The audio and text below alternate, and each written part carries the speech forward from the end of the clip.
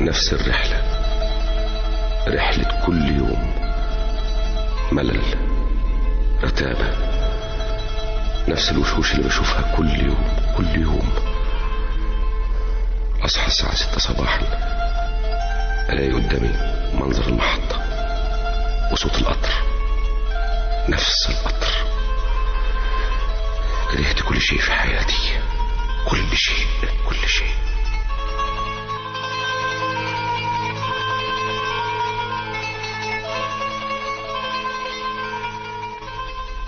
رحلة قطار.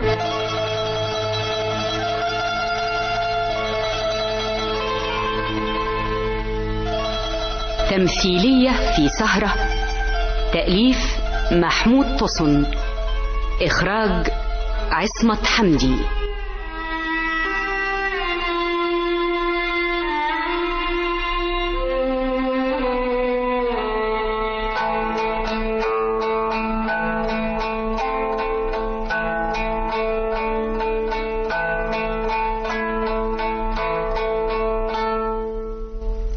محمود، بحبك يا محمود،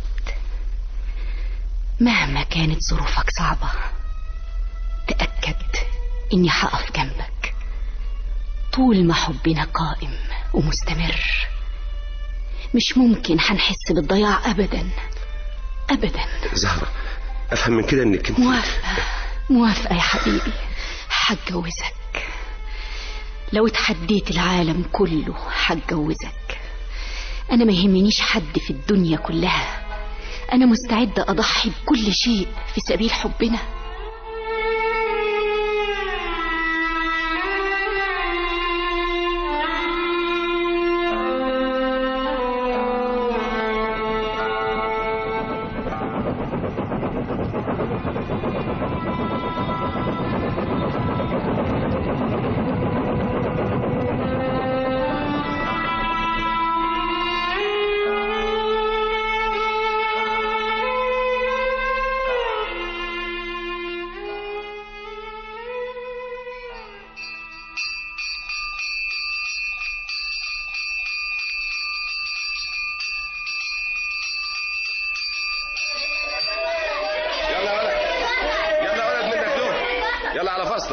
مش كفاياكم لعب؟ خش الفصل بسرعة، يلا يلا يلا يلا.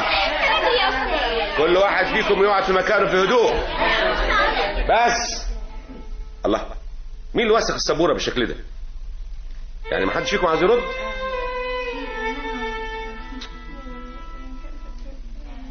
دول الشياطين دول مش اولاد.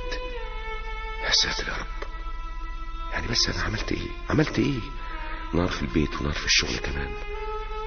الواحد يروح فين بس؟ يروح فين؟ السبورة اتمسحت يا استاذ، السبورة اتمسحت يا استاذ محمود. طيب اقعد مكانك. زي ما انتم عارفين يا اولاد، الافعال بتنقسم الى 3 انواع: مضارع وماض وامر. والافعال دي، انت يا ولد، انت، ايوه انت. والله ما عملت حاجة يا استاذ. لما اتكلم تبقى تسمعني. وريني كراستك كده، وري. وكمان ما عملتش الواجب. اطلع اقف جنب السبوره، يلا. اخر مرة يا استاذ، اخر مرة، خرجت خلاص.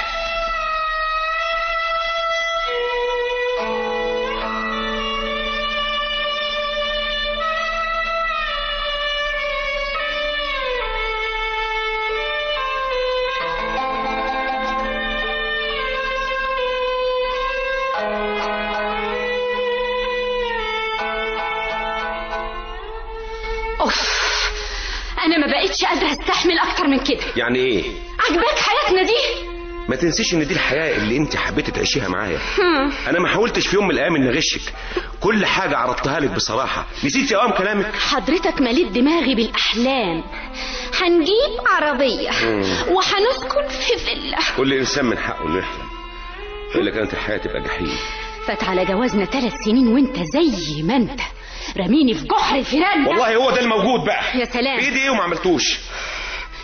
ده أنا ببقى مكسوفة لما حد من اصحابي بيجي يزورني. بلاش يا ست تعزمي حد من اصحابك. يا سلام، عايز تحبسني حضرتك اقعد ليل ونهار مع الحيطان؟ يعني مش قصدي يا ستي، مش قصدي. بابا اخيرا بس اللي وافق على جوازنا وعرض عليك اننا ننقل ونسكن معاه، بترفض ليه بقى حضرتك؟ منين الاحساس بالراحه في بيت زي بيت ابوك؟ ها؟ ليل ونهار حفلات وهيصه وناس داخله وناس خارجه. يا سلام، مش ممكن كنا هنلاقي راحتنا ابدا هناك ابدا. ثم انا كرامتي ما تسمحليش. كرامتك يا ستي، فلقيتني كرامتك دي؟ يا ستي انا محتاج هدوء، انا راجل بألف كتب للوزاره، فاهمه؟ بألف كتب. والنبي ما تضحكنيش يا اخويا، ما انت زي ما انت اهو لسه مدرس اعدادي كده، وهتفضل زي ما انت كده طول عمرك. شايلين حمول القاسية وعالطريق ماشيين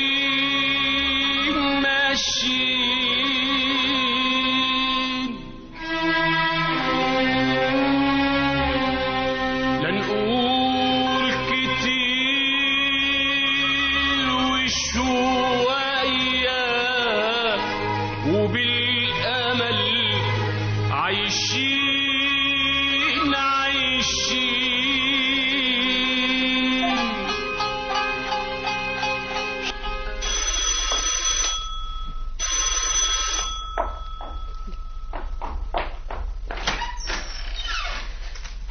انت جيت؟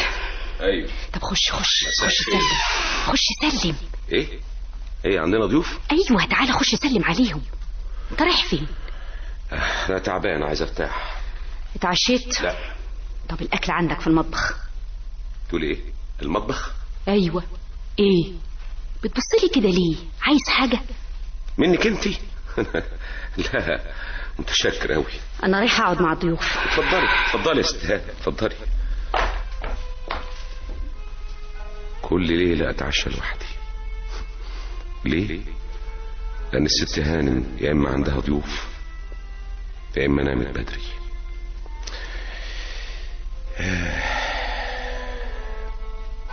حتى الاكل بقى مش طعم. اما اقوم اشتغل شويه في كتاب. لكن منين الواحد يبقى عنده مخ يفكر وهو عايش بالطريقه المهببه دي؟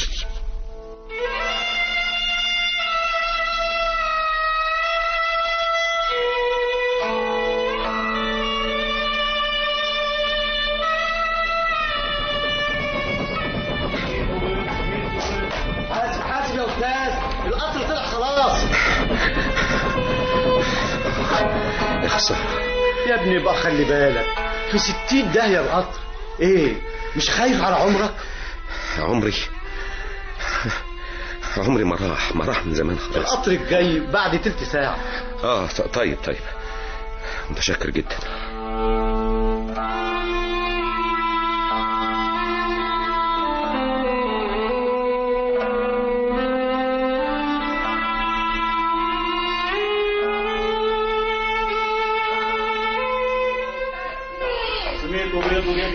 استاذ قولي من فضلك. نعم. هو القطر طلع خلاص؟ ايوه من بدري، مش هتلاقيه خلاص. لكن ده انا لازم اوصل في ميعاد. هنعمل ايه يا ستي؟ مفيش فايده، القطر الجاي بعد تلت ساعه تقريبا. ياه، يبقى فيها خصم ان شاء الله. كل الناس اللي انت شايفاهم دول هياخدوا خصم. امال انا اعمل ايه؟ في ايدينا ايه نعمله؟ تقدري تقولي لي؟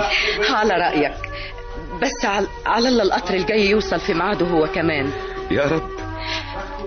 انا تعرفي انا بتشبه على حضرتك.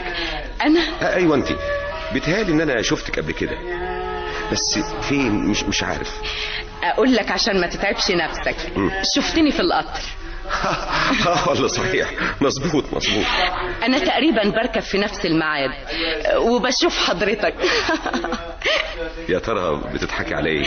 لانك دايما بتكون قاعد مبوز وباصص على طول من الشباك. ياه، اذا انك كنت واخده بالك مني قوي. ده مش انا لوحدي، ده كل الركاب بيتهيألي ملاحظين عليك الحكايه دي. لكن انا ما اتشرفتش بالاسم. ليلى. وانا محمود الحفناوي، بشتغل مدرس. وانا بشتغل في محل ملابس في شارع قصر النيل. فرصة سعيدة جدا. ميرسي. انا الحقيقة غريب عن البلد وعن ركاب القطر، رغم اني بقالي 3 سنين ساكن هنا. ياه، ما تعرفش حد خالص هنا؟ ابدا، لاني بعد ما بخلص من المدرسة برجع البلد وما يبقاش عندي اي وقت، لاني بكون مستهلك تماما. الله، احنا هنفضل واقفين كده ولا ايه؟ امال هنروح فين؟ بقول نقعد نشرب حاجة في كافيتيريا المحطة، بس من غير ما اسبب لك ازعاج. ازعاج؟ ابدا ابدا، بالعكس، ده احنا زمايل قطر واحد برضه، مش كده ولا ايه؟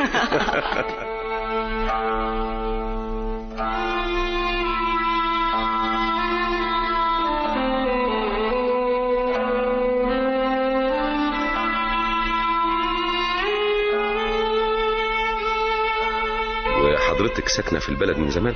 ايوه، بيتنا في اخر البلد عند محطة البنزين. تصور دي اول مرة بتأكد كويس من شكل المحطة دي. غريبة، مع انك كل يوم بتركب من هنا. لكن عمري ما خدت بالي من شكلها، لاني عارف مواعيد القطارات وبوصل المحطة دايما في اخر لحظة، وكذلك وانا راجع انزل من القطر وامشي في طريق البيت عدل. لكن يا ترى انت ليكي اخوات؟ اخوات؟ 2. سامح في اولى اعدادي وهشام في الابتدائية.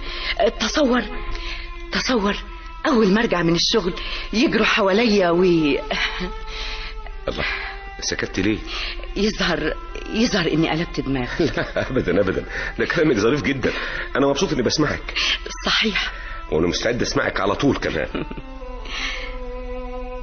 يا سلام، لو كنت مطرح زهرة كانت حياتي هتبقى جنة. الوش البشوش الجميل والوداع البراءة دي، يا سلام، دي بنت عاطفية زي دي ممكن الواحد يعيش معاها بقية عمره من غير ما يحس بالملل ابدا ولا بالضيق. لكن استاذ محمود ايه انت سرحت في ايه؟ لا ابدا ابدا، لا مؤاخذة، مفيش حاجة. يلا بينا بسرعة احسن، القطر دخل اهو، القطر ده يفوت يمكن كمان. يلا بينا.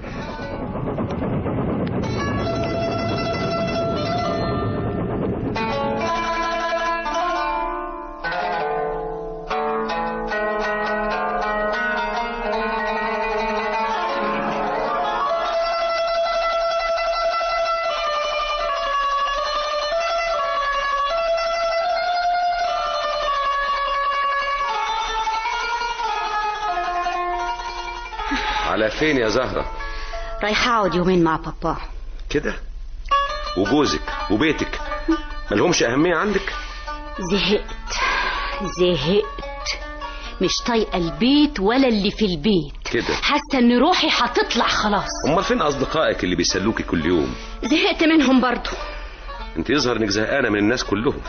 على فكرة انا سمعت انك اترقيت، صحيح الحكاية دي؟ والله؟ وسمعت منين؟ من بابا طبعا، لما كان هنا اول امبارح. يا سلام، ونسيتي تسأليني كل المدة دي؟ يا اخي كنت مشغولة شوية.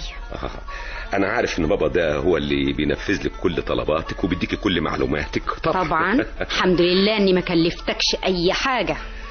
امال اتجوزتيني ليه؟ تقدري تقولي لي؟ اتجوزتيني ليه؟ انا كنت اتمنى انك في يوم تحاولي تتعرفي على الانسان اللي عايش معاكي ده. جوزك، انا جوزك يا ست هانم، مش كده ولا ايه؟ عن اذنك. رايح على فين حضرتك؟ من فضلك يا ست اجلي المناقشه دي دلوقتي، عندي صداع وعايز انام.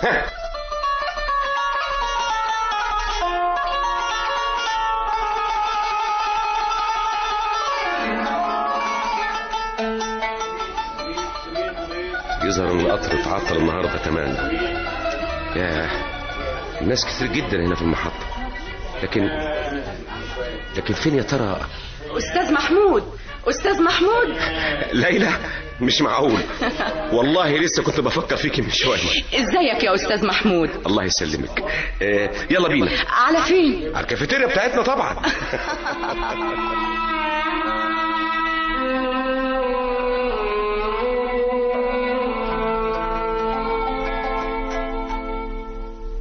ايه ده، انت خارج يا محمود؟ ايوه. بالليل كده؟ فيه ايه يعني؟ هتركب القطر؟ طبعا. طب تعالى معانا، انا هوصلك بالعربية. ليه؟ هو انت رايحه فين؟ ألفة هانم وجوزها عازميني على المسرح، تعالى معانا نوصلك بالعربية. لا يا ستي متشكر، اتفضلي انت مع ضيوفك.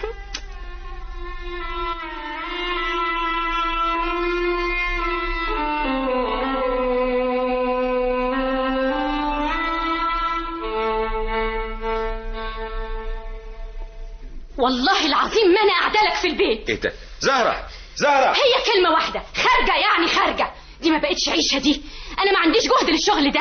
كل ده علشان الشغاله ما جاتش واضطريت انك تطبخي يوم؟ يا سلام، ده انا عينيا ما بقتش شايفه من ريحه الزفت البصل ده. افرضي يا ست انك واحده زي ملايين الستات اللي بيشتغلوا في بيوتهم. يا سلام. كنت عملت ايه؟ غسيل ومسح وكنس وطبخ. عملت وعلى ايه على ايه الغلب ده كله؟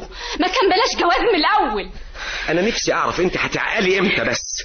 خدي اتفضلي يا ست هانم. ايه ده؟ القميص ده من شهر ونص والزراير بتاعته مقطوعه. طب وايه يعني؟ انا قلت لسعديه تعمله ويظهر انها نسيت. انت سايبه البيت للشغاله على طول؟ حد في الدنيا يعمل كده؟ والله بقى انا ما اتعودتش اعيش العيشه دي. لازم تفهمي ان حياتك اللي فاتت شكل ودلوقتي شكل تاني. انت دلوقتي واحده متجوزه ومسؤوله عن بيت وزوج. بيت؟ بتقول بيت حضرتك؟ فين هو البيت ده يا حسره؟ عن اذنك يا فندي. جحيم جحيم باستمرار. محمود، انت يا محمود. افندم يا ستان. ازازه الريحه مش لاقياها. وانا مالي انا ومال ازازه الريحه؟ يعني ايه مالك؟ دي تالت مره اجيب ازازه بارفان وبعدين تختفي فجاه. دورت عليها كويس؟ بقول لك مش لاقياها. اسالي حد من اصحابك. إيه؟ الهوانم اللي بيسهروا معاكي كل ليله دول. ايه ده؟ انت قصدك ايه؟ ما قصديش حاجه، عن اذنك رايح على فين؟ خارج. طيب وانا كمان خارج. احسن.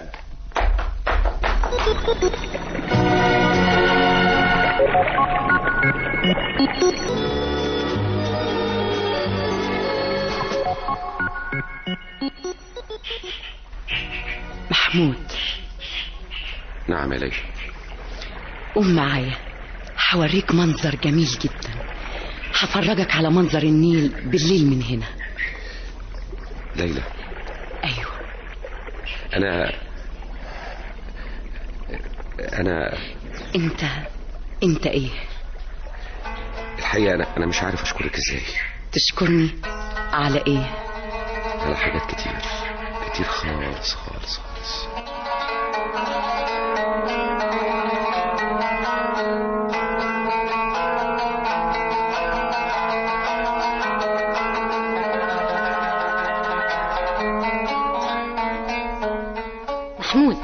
محمود اصحى، الساعة 7.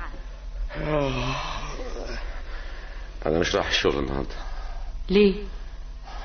اجازه يا ستي. اجازه ايه؟ مش الحق اخد اجازه ولا ايه؟ وانا مالي. وانتي لابسه كده وخارجه على فين؟ نازله البلد، هفوت على بابا عشان هيشتري لي تلاجة. ايه؟ ما عندنا التلاجة بتاعتنا. قصدك التلاجة اللي بالتقسيط؟ مالها؟ هبيعها. اللي هيجيبها لي بابا بقى كبيرة. واللي بالتقسيط دي ما بتسقعش. هو كل حاجة بابا بابا بابا بابا. ايوه ولا الحوجة. انت مش هتعالي بقى ولا ايه؟ اللي قالوا لك عليا مجنونة؟ انا يا سيدي كنت عايشة على مستوى معين، ما اسمحش لحد انه يخليني اقبل حاجة انا مش عايزاها. ورضيتي على الوضع ده ليه من الاول يا هانم؟ افلقني بقى. ما انت كنت عارفة ظروفي وقبلت انك تعيشي معايا على كده. ارجع بقى للاسطوانة بتاعت كل يوم، اهي كانت غلطة وديني بدفع تمنها. وايه اللي غصبك على كده؟ ايه اللي غصبك؟ مش هرد على الاهانة دي يا محمود، هخلي بابا هو اللي يكلمك. بابا؟ عن اذنك. مع السلامة. مع السلامة. يا سلام، حظنا كويس جدا. كل ما نيجي نقعد في المكان ده نسمع الاسطوانة دي. يا ترى اسمها ايه؟ اسطوانة مشهورة جدا. اسمها حبي الوحيد. اسم جميل جدا. انا لازم ادور عليها واشتريها. وانت كمان يا محمود لازم تشتريها علشان خاطري. حاضر يا سيدي.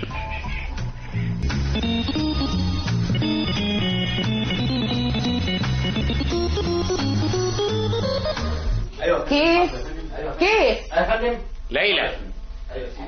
يا ليلى، ايوه يا سيادة المدير. ايه اللي جرالك؟ انا ايوه، دي رابع مرة بتيجي شكوى ضدك من زباين المحل. انا ما عملتش حاجة. امال هم هيشتكوا منك كده من غير سبب؟ والله انت جديدة عندنا يا ليلى في المحل، ولازم تكون معاملتك كويسة مع الزباين. حاضر. الزبون دايما على حق ولو كان غلطان. ايه الكلام ده مش عاوز اسمعه تاني ابدا. حاضر يا سيادة المدير. وايه حكاية التأخير كل يوم ده؟ انت عارفة ان الغياب بدون اذن بيعطل العمل. انا اسفة، معلش، اصلي بمر بظروف صعبة شوية. ليلى، الشغل ملوش دعوة بالظروف دي. راعي اكل عيشك وحاولي تحلي مشاكلك بحيث انها ما تأثرش على شغلك. حاضر يا سيادة المدير، حاضر. ودلوقتي روحي على الريون بتاعك، ومش عاوز اسمع اي شكوى تاني. مفهوم؟ مفهوم يا سيادة المدير.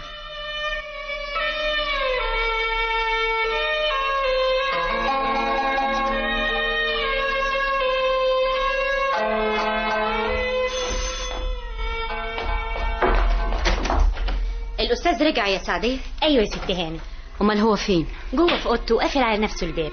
بيعمل ايه؟ قدامه ورق وبيكتب. طب خدي البلطو دخلي في اوضتي. حاضر يا ست هاني، من عينيا.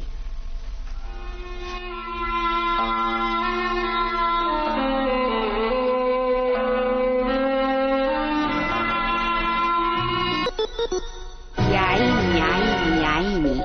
انت بتسمع مزيكا؟ ايوه يا ستي، غريبة دي. من امتى؟ انا بحب المزيكا طول عمري.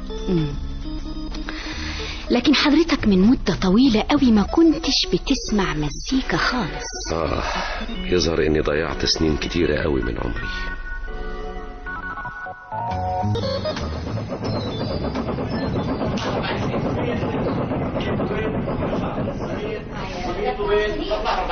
غريبة، ليلى بقالها يومين ما بتظهرش. يا ترى ايه اللي خلاها ما تجيش في الميعاد حسب الاتفاق؟ يا رب يكون المانع خير.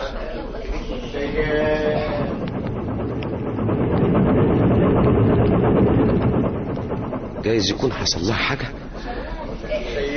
لازم ادور عليها، لازم اشوفها باي طريقة. هي كانت قالت لي اسم المحل اللي بتشتغل فيه. ايوه، مش معقول تظهر ليلى في حياتي بالشكل ده وبعدين تختفي فجأة.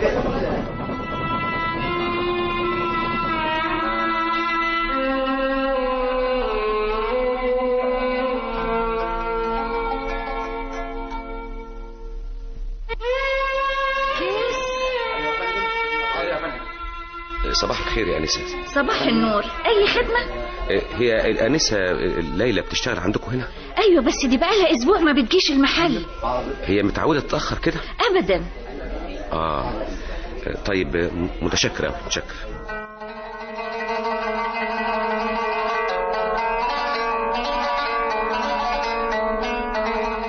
ده هو البيت اللي كانت ليلى وصلته لي. أيوة يا ابني. من فضلك، الأنسة ليلى ساكنة هنا؟ ليلى مين يا ابني؟ الحقيقة مش عارف غير ان اسمها ليلى، اللي بتشتغل في محل ملابس بشارع قصر النيل. لا يا ابني، ما فيش حد بالاسم ده. شكلها ايه دي؟ هي شقرة تقريبا، وساكنة مع أمها وأبوها ولها أخين. ما فيش حد بالاسم ده هنا. متأكدة؟ إلا متأكدة. أنا بقالي هنا في البيت 40 سنة. غريبة أوي، لفيت البلد بيت بيت محدش يعرفها أبدا. أمال كانت بتقابلني كل يوم في المحطة إزاي؟ كانت بتكذب عليا؟ طب هتكذب ليه؟ لمصلحة مين؟ وإيه اللي كانت عايزاه مني؟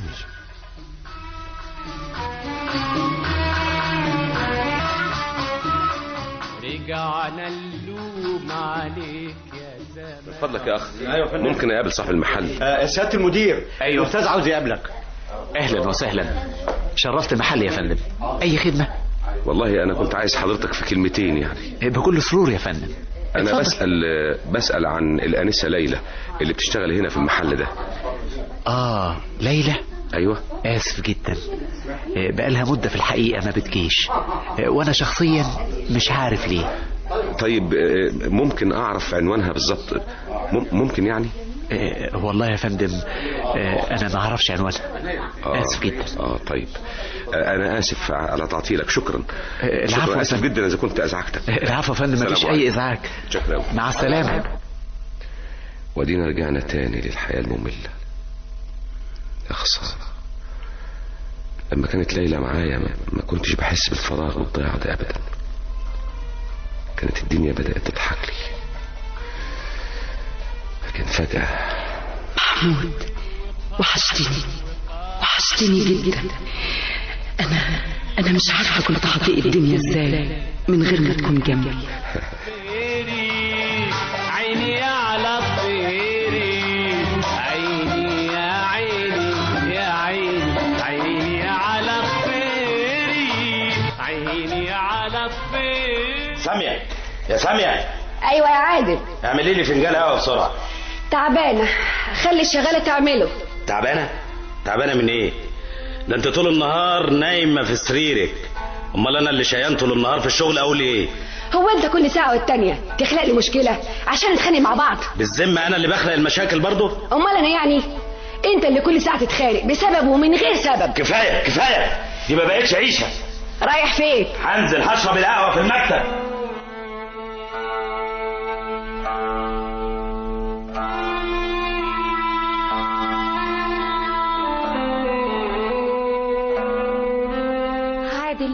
ازيك يا ناهد؟ مالك؟ ابدا، متضايق شويه. المدام هو في غيرها؟ خلاص انا ما بقتش طايق العيشه معاها. وبعدين دي مشكله ولازم الاقي لها حل. هطلقها. ايوه هطلقها. حرام، ده انتوا عندكم عيال. حياتي كلها في جحيم معاها. العيال ممكن ياخدوا نفقه، لكن حياتي مستقبلي كله هيضيع مع انسانه مش قادره تفهم حياتي. سعديه، انت يا سعديه. حاضر يا ست هانم. انا مش قادر. اقفلي الراديو ده بسرعه. حاضر من عينيا. انت اللي لقيت فيك الحب اللي مش لاقيه بيتي، لقيت فيك الحنان. دي تمثيليه حلوه قوي والنبي يا ست هانم، انا نفسي بسمعها كل يوم. بلاش كلام فارغ، دي تمثيليه بايخه. فيها ايه حلو عاجبك؟ والله بتوع الاذاعه دول بيعلموا الناس حاجات كتير قوي. ازاي بقى؟ اقول لك انا يا ست هانم، عادل ده بقى اللي في التمثيليه يعني مراته مورياه الويل، مطهقاه في عيشته، عشان كده هرب منها ولف على واحده زميلته. طب فزي قومي اعملي فنجان قهوه بسرعه يلا وبطلي. حاضر يا ست هانم من عينيا.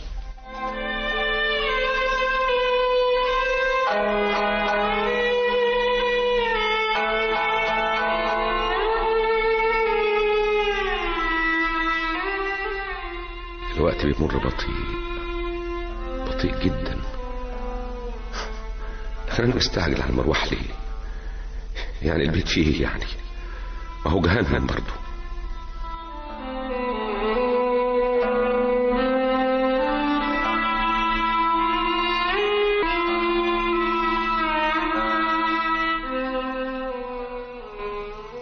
محمود.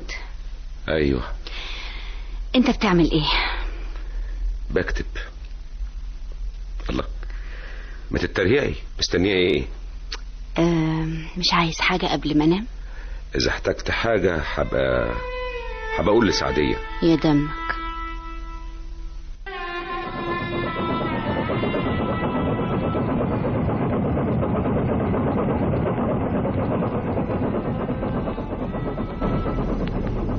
ليلى، لسه لحد النهارده بتمنى اشوف ليلى. يا خساره، يا خسارتك يا ليلى. لكن ايه فائده الندم بعد فوات الاوان؟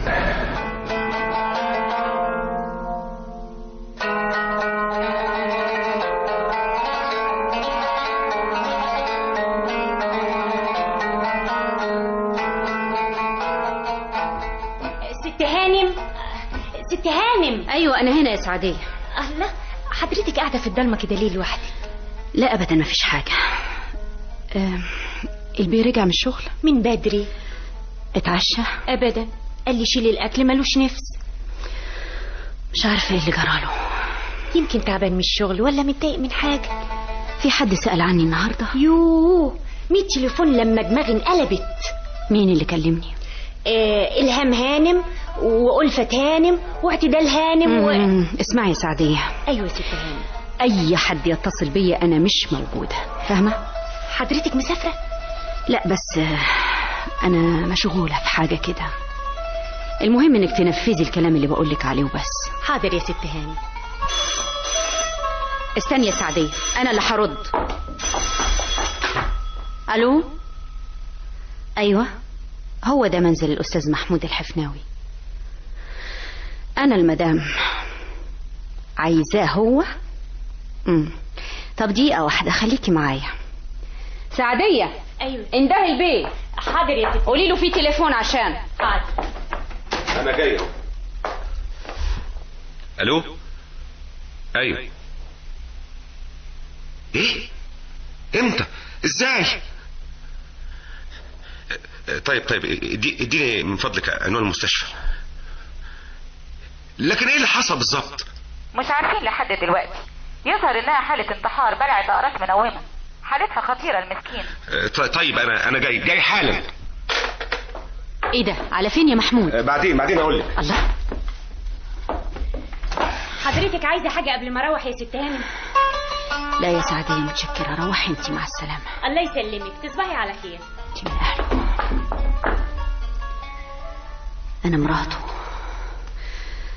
انا مراته لكن حياته ما بقتش ملكي. انا ضيعت كل حاجة، فقدت حبه، فقدت اهتمامه. لكن ايه السر؟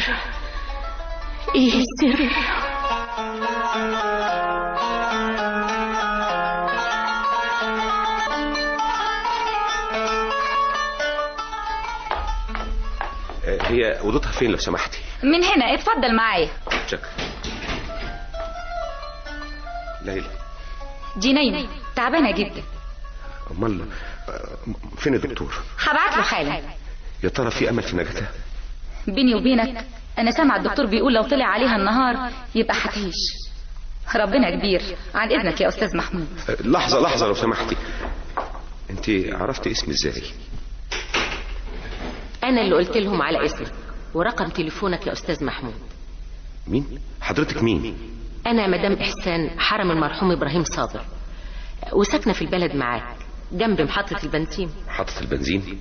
ايوه مظبوط. سهير قصدي ليلى كلمتني عنك الكتير واعرف العلاقه اللي كانت بينكم. حضرتك قلتي سهير؟ ايوه سهير هي ليلى. انا مش فاهم حاجه ابدا. ممكن نقعد في الاستراحه وانا افهمك على كل حاجه ونسيبها تنام علشان ترتاح؟ قوي اتفضلي. انا فكرت ان وجودك جنبها في الظروف دي هيساعدها. ارجو انك ما تكونش اتضايقت. بالعكس، انا اللي مش عارف اشكرك ازاي. انا كنت بدور عليها وعايز اشوفها واطمن عليها باي شكل. في الاول كنت بشوفها معايا في القطر، لكن فجأة اختفت. ايوه كانت معظم ايام الاسبوع بتيجي تبات عندي علشان تطمن على وليد. وليد مين؟ وليد ابنها ليلى. قصدي سهير عندها ابن اسمه وليد. ايوه عمره 2 سنين في دار الحضانة اللي جنب محطة السكة الحديد، وهي بتيجي تشوفه عندي. لكن ابوه فين؟ ما عنديش فكرة. هو بعد ما طلقها انقطعت اخباره عنها. غريب قوي. لكن ازاي؟ ليه؟ قصدك تقول ازاي عرفها؟ كان طالب في الجامعة وكانت هي بتشتغل في كافيتيريا. لعلمك سهير يتيمة الاب والام. يتيمة؟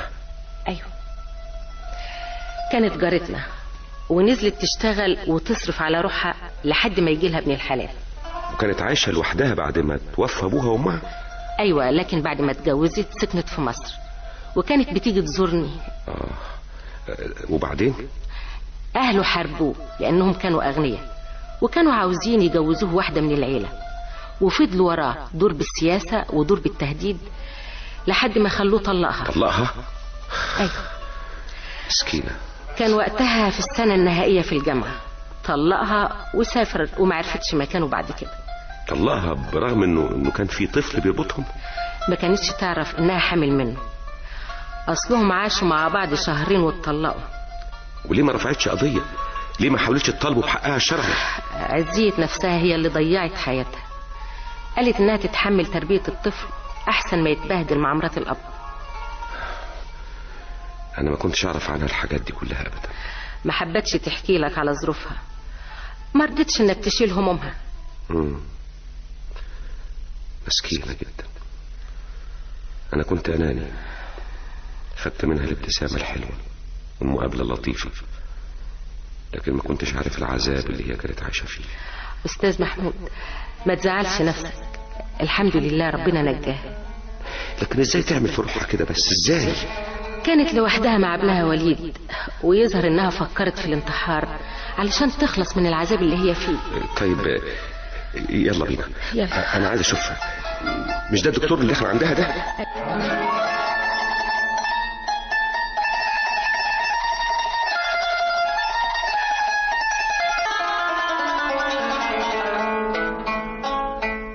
الحمد لله، هي حاليا في تحسن ملحوظ، قلبها اتحمل الصدمة والخطر زال خلاص.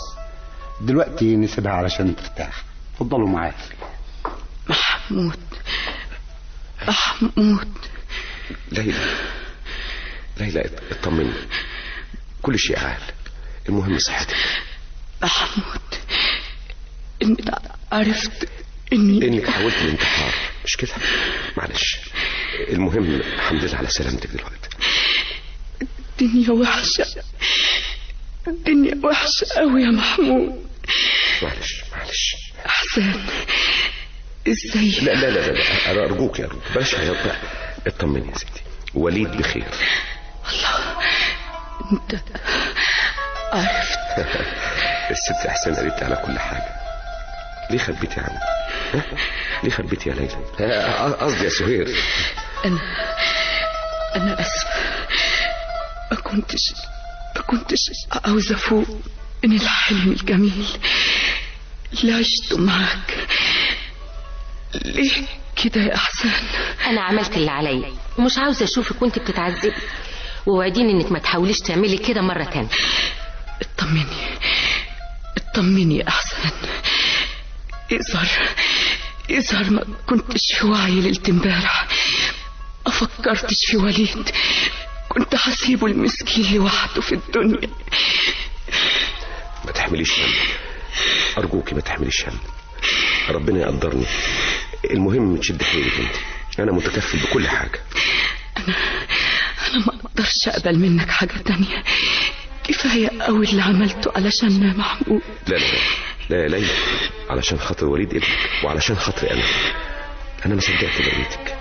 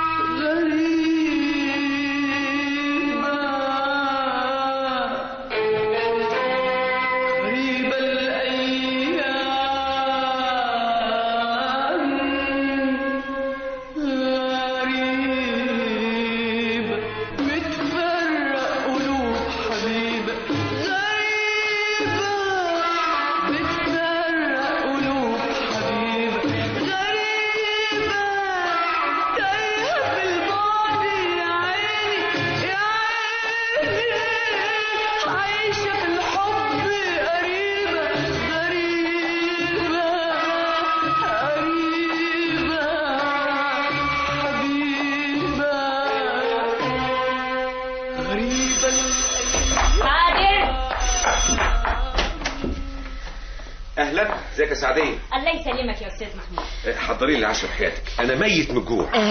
انا اللي هحضره بنفسي يا محمود. الله، غريبه، يعني حضرتك مشرفه في البيت النهارده، ايه اللي حصل؟ ايه السبب يا ترى؟ سبب؟ حضرتك بتستغرب يعني عشان موجوده في البيت؟ طبعا، لانك ما بتقعديش معايا في البيت ابدا، يا اما عندك ضيوف يا اما بتزوري حد من قرايبك او معارفك او بعدين بقى انت يعني عايز تعيش في كهف. الناس وصداقة الناس ضرورة في حياة كل إنسان. بالظبط، كل شيء بالعقل بيكون كويس، لكن لما يكون سهر كل ليلة وخروج باستمرار ما يبقاش بيت أبدا. ولا إيه رأيك؟ بقى أنت لسه بتتكلم عن البيت؟ فين هو البيت ده؟ البيت ده كل حاجة فيه ملكي أنا، فاهم ولا لا؟ ملكك انت. طيب كلي يا ست هانم، اشربيه. ده مش بيت، ده جهنم. ايه ده؟ محمود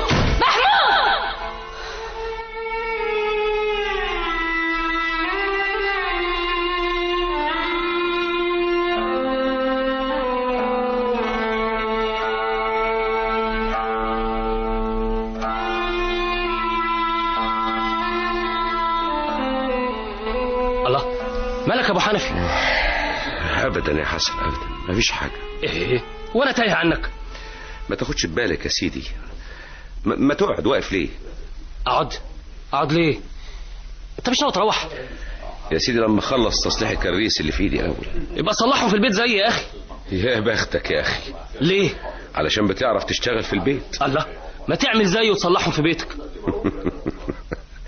بيتي. ايوه، وهناك تبقى على رواقه وفنجان قهوه كده من ايد المدام. والنبي ما تضحكنيش اكتر من كده. ليه يا اخوك؟ اصل انا مش ساكن في بيت، انا ساكن في سجن. سجن؟ ايوه سجن. بقضي فتره عقوبه زي اي مذنب، بس الفرق بيني وبين المذنب اللي ورا القضبان ان هو عارف هيطلع امتى، لكن انا للاسف ما اعرفش. ايه ده؟ انت بتقول الغاز؟ لا الغاز ولا حاجه. بصراحه انا تعبان في البيت قوي. تعبان قوي قوي قوي قوي.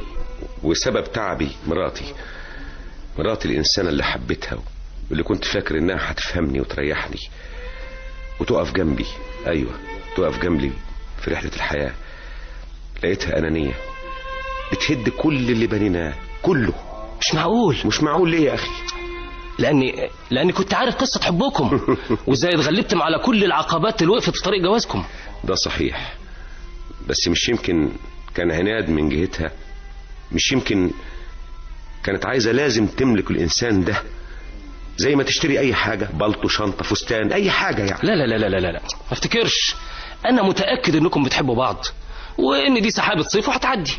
انا دايما كنت بقول الكلام ده علشان اصبر نفسي بيه، لكن دلوقتي خلاص. دلوقتي وصلنا لنقطه اللا عوده. تعرف يا استاذ حسن؟ ايوه.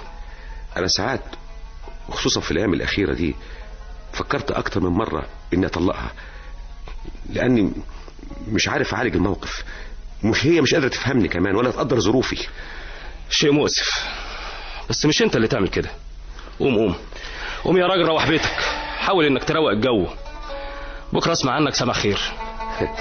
يظهر عليك انك متفائل قوي قوي قوي يا حسن، قوي قوي.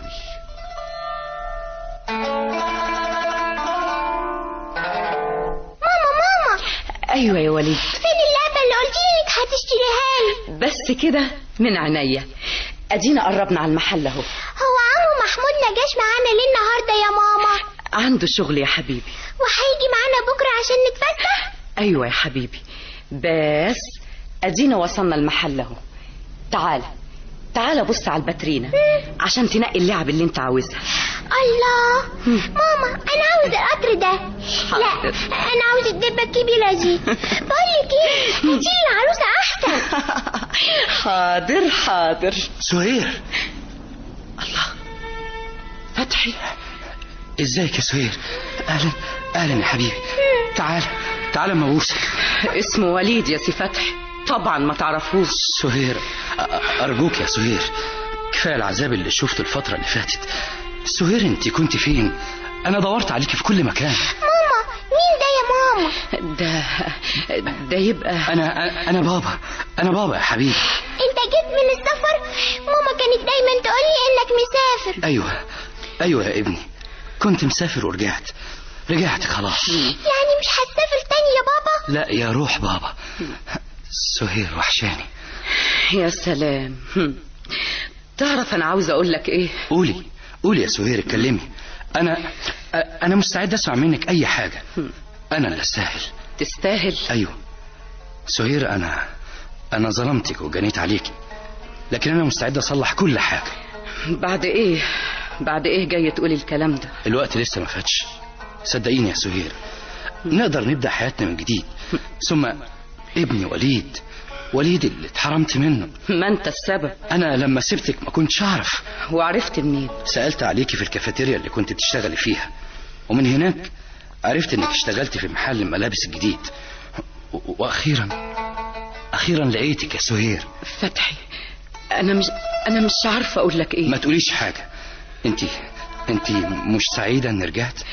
ايوه، لكن انا كنت خلاص بدأت اغير حياتي يا فتحي افهم من كده ان في واحد تاني؟ ايوه. انسان نبيل رضي يبني اللي هديته انت. مش ممكن ابدا.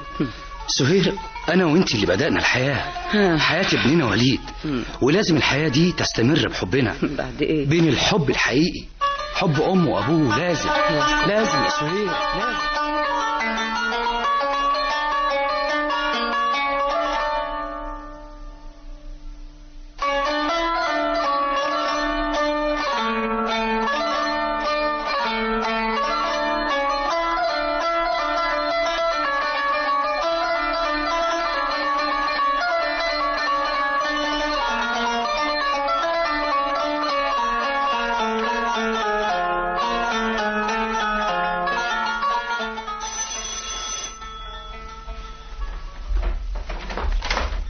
مساء الخير يا حسين هاني. مساء النور يا استاذ محمود، اتفضل. سهير جوه في اوضتها بتلبس وليد. عمو محمود جه، عمو محمود جه. اهلا اهلا اهلا اهلا يا حبيبي، تعال تعال في حضنك، تعال. ما جيتش معانا النهارده ليه يا عمو محمود؟ كان عندي شغل. ازيك يا ليلى؟ لا مؤاخذة، انا المفروض اقول يا سهير لكن انا خدت على ليلى خلاص. ازيك محمود؟ ازيك النهارده؟ الله يسلمك. مالك يا ليلى؟ في حاجة حصلت؟ ابدا ابدا، ما فيش حاجة. انا عاوزاك في كلمتين. تحت امرك، خير. فتحي جوزي الاولاني رجع. امتى وازاي؟ ما تتصورش الاقدار بتلعب في حياتنا ازاي فجأة. وبعدين؟ اتضح انه كمان بيدور عليا وما كانش عارف طريقي. محمود، لا من غير ما تكملي من فضلك، انا خلاص عرفت الباقي. مستنيه ايه؟ كنت مستنيه لحد ما اشوفك واقول لك. تقولي لي ايه؟ محمود، انا المهم عندي تكوني سعيده وبس. شكرا. تكوني سعيده، ايوه، معايا مع غيري مش مهم يعني. ثم ايه ذنب الطفل المسكين ده يعيش محروم من والده؟ وكمان طبعا الحب، قصدي حبك لجوزك الاولاني طبعا موجود برضه. محمود، ايوه، حبك لجوزك موجود. صحيح انك مريتي بظروف صعبة، لكن يمكن رجوعكم لبعض تاني هيحل كل المشاكل. لكن انت، انا قصدك تقولي انا بحبك مش كده؟ ايوه ده صحيح، لكن انا برضو كنت وما زلت بمر بظروف صعبة، لكن انا خلاص انا تعودت على كده. ده قدر، ومين يقدر يهرب من قدره؟ ثم انك انت يظهر ناسيه انك وعدتيني بحاجة. انا؟ ايوه، وعدتيني انك ما تكشريش كده ابدا، وعدتيني كمان انك تحاولي تنسي الماضي. ايوه ليلى، ارجوكي ابتسمي للحياة زي ما بيقولوا في المثل البايخ، ابتسمي في الحياة تبتسم لك، مش كده؟ ايوه. ودلوقتي لو سمحتي انا استأذن. على طول كده؟ انا دوري انتهى لحد كده. اشوف وشك بخير يا سهير. مع السلامة. مع السلامة يا محمود.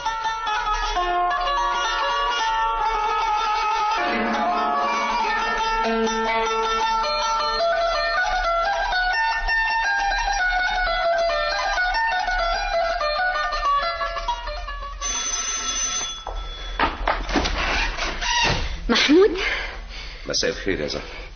مساء النور يا حبيبي. ايه الكتاب اللي في ايدك ده؟ بقى ما انتش عارف كتاب ايه؟ كتابك يا محمود. غريبة قوي، لكن انا ما نسيتوش في الصالة ولا حاجة. ما انا عارفة، انا اللي جبته من اوضة المكتب وقريته.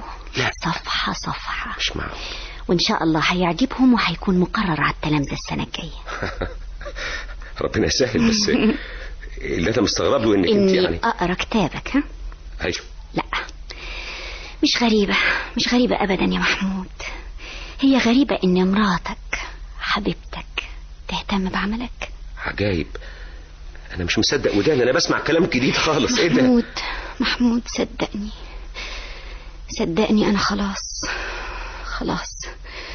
اتغيرت. محمود انا عايزه اعترف لك بحاجه. خير؟ في الايام الاخيره دي انا حسيت ان حبنا مات، وحسيت كمان اني انا اللي كنت السبب في موته. صدقني يا محمود، لما اتخاصمنا شعرت انك بتبعد عني، بس ده كان غصب عني. صدقني كان غصب عني. انا ما كنتش فاهمه ابدا عواطفي من ناحيتك، ما كنتش فاهمه يا محمود. لكن يا ترى ايه اللي خلاكي حسيتي بيا فجأة كده؟ عشان حسيت انك بتضيع مني يوم ورا يوم. هضيع منك؟ وايه اللي خلاكي تقولي الكلام ده؟ انا عارفه كل حاجه يا محمود. ايه؟ عارفه ايه؟ انا مش غبيه. من ساعه المكالمه بتاعه المستشفى حسيت بغريزه المراه ان في واحده تانية في حياتك. ايوه. ورحت المستشفى. ايه؟ وعرفت القصه كلها. انت كنت بتجسسي عليا؟ ده واجبي، ده حقي يا محمود. انا مراتك، لازم احميك ولازم احمي نفسي من الضياع. طب ليه ما حاولتيش من الاول انك تنبهيني للمسألة دي؟ انت كنت السبب من البداية. ايوه فعلا انا كنت السبب، لكن اوعدك يا محمود، اوعدك اني هتخلص من كل عيوبي. ارجوك يا محمود، انسى كل اللي فات. خلينا نعيش لبكره. بس. انا ماليش حد غيرك يا محمود. بس انا محتاجه لك. وانا محتاج لك اكتر. لكن خلاص مفيش لكن. ما تقولش حاجه. في لسه امل باقي في حبنا يا محمود، اللي عشناه يوم بيوم، ساعه بساعه. هنبتدي من جديد. طيب. ايوه يا محمود، هنبتدي من جديد. يا سلام، مين كان يتصور ان الآلام دي كلها تكون طريق للسعادة في النهاية؟